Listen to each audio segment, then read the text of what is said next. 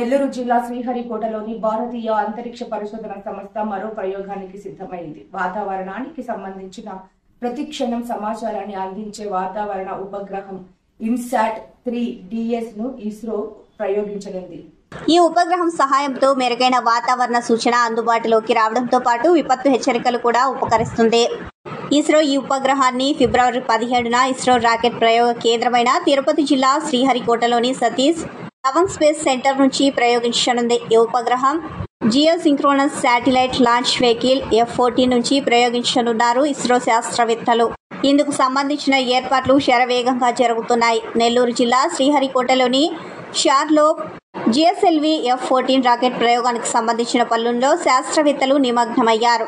షార్లోని 2వ ప్రయోగ వేదిక వద్ద ఇప్పటికే 2 దశల అనుసంధాన పనులు పూర్తి కాగా 3వ దశ పనులు జరుగుతున్నాయి. ప్రకృతి విపత్తుల సమయంలో ముందస్తుగా సమాచారం తెలుసుకునే అత్యాధునిక సాంకేతిక వ్యవస్థతో కూడిన 19 పెలోడ్లను కూడా పంపుతున్నారు. ఇస్రో ఈ నెల 17న సాయంత్రం 5:30 నెల్లూరు జిల్లాలోని శ్రీహరికోట నుంచి GSLV F-14 ద్వారా మరో రాకెట్ను ప్రయోగించనుంది. ఇన్సాట్-3 DS వాతావరణ ఉపగ్రహాన్ని జియోసింక్రోనస్ ట్రాన్స్ఫర్ ఆర్బిట్లో ప్రవేశపెట్టనుంది. GSLV 3 దశల లాంచ్ వెహికల్ అని ఇది 51.7 మీటర్ల పొడవు, 420 టన్నుల బరువు ఉంటుందని ఇస్రో శాస్త్రవేత్తలు వెల్లడించారు.